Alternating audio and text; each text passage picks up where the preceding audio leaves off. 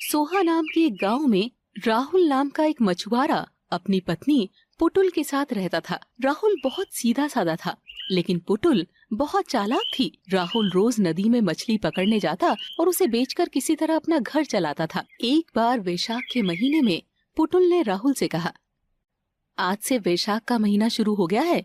इस महीने में की जाने वाली सारी मनोकामना पूरी होती है। आज मैंने 4 रोटी बनाई है। नदी के किनारे हर रोज राम और लक्ष्मण आते हैं, इसीलिए आप नदी के किनारे जाकर किसी साफ स्थान को पानी से शुद्ध कर लेना और वहाँ पर रोटी रखकर कहना, राम बड़े लक्ष्मण छोटे, वो बैठे अम्बे की डाली, वो बैठे चंबे की डाली, मिट्टी का दशरथ बनाए, मक्खन मिश्री का भोग लगा, दे परिक्रमा घर को आए। अच्छा, अगर इससे मनोकामना पूरी होती है फिर तो मैं ऐसा जरूर करूंगा। लेकिन मुझे ये लाइनें याद कैसे रहेंगी? आप इन लाइनों को याद करते हुए जाओ, भूलना मत। बोलते रहना तो याद रहेगा। पुटुल की बात मानकर राहुल रोटी ले लेता है और उन लाइनों को याद करते हुए नदी किनारे पहुंचता है।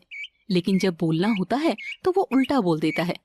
वो राम को बड़ा बोलने के बजाय बोलता है, लक्ष्मण बड़े राम छोटे, वो बैठे अम्बा की डाली, वो बैठे चंबे की डाली, मिट्टी का दशरथ बनाए, माखन मिश्री का भोग लगाए, दे परिक्रमा घर को आए। राहुल की बात सुनकर भगवान श्री राम लक्ष्मण से कहते हैं, लक्ष्मण, ये तो तुम्हें बड़ा बता रहा है, तुम जाकर इसे कुछ दो। भैया, ये तो मूर्ख है, भला राम से बड़ा भी कोई हो सकता है? जाओ, तुम्हें उसे कुछ देना चाहिए, आखिर वो हमें दिल से याद कर रहा है ना। लक्ष्मण श्री राम की आज्ञा मानकर राहुल के पास जाते हैं और उसे एक बड़े से पोटले में कुछ मोहर और अशर्फी भर कर देते हैं। इससे राहुल बहुत खुश हो गया और जब उसे लेकर वो घर आने लगा तो रास्ते में 2 चोर मिलकर उससे वो पोटली छीन लिया। अब खाली हाथ राहुल अपने घर आया। क्या आपने वैसा ही किया था जैसा करने के लिए मैंने आपसे कहा था? हाँ, किया था। तो फिर आपको कुछ नहीं मिला? हाँ, मिला था, लेकिन रास्ते में कुछ चोर लुटेरों ने मुझसे वो छीन लिया। कल फिर से मैं आपको रोटी बनाकर दूंगी, आप फिर से वैसे ही करना।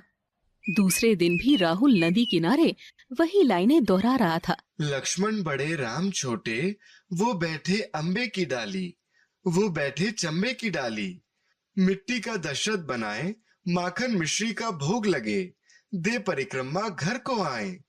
तब राम भगवान ने फिर से लक्ष्मण को भेजा तो उन्होंने राहुल को इस बार सोने चांदी और हीरे मोती दिए, लेकिन फिर से चोर ने राहुल से वो छीन लिया।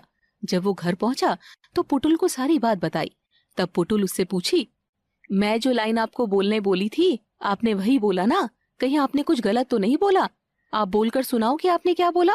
मैंने बोला, लक्ष्मण बड़े राम छोटे, वो बैठे अम्बे की डाली, वो बैठे चंबे की डाली, मिट्टी का दशरथ बनाए, माखन मिश्री का भोग लगाए, दे परिक्रमा घर को आए। अरे, आप तो गलत ही बोल रहे हैं। राम से बड़ा कोई नहीं होता है, ऐसे नहीं बोलना है। सुबह फिर से जाना और अब ठीक से बोलना। पुटुल फिर उसे सही से बोलने के लिए बताती है। तब दूसरे दिन जब राहुल नदी किनारे जाता है तो बोलता है, राम बड़े लक्ष्मण छोटे, वो बैठे अम्बे की डाली, वो बैठे चंबे की डाली, मिट्टी का दशरथ बनाए, माखन मिश्री का भोग लगाए, दे परिक्रमा घर को आए।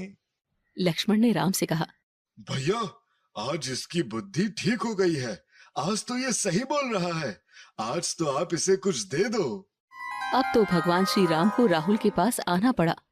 वो उसके पास आकर बोले, मेरे पास तुम्हें देने के लिए इस जौहर की मिट्टी के सिवा कुछ नहीं है, तुम इसे अपने साथ ले जाओ। राहुल को मिट्टी देकर श्री राम चले जाते हैं। अरे, इससे अच्छा तो मैं लक्ष्मण को ही बड़ा कह रहा था, राम ने तो सिर्फ मुझे मिट्टी दी, इसका भला मैं क्या करूंगा? राहुल बेमन से ही वो मिट्टी लेकर घर जाने लगता है।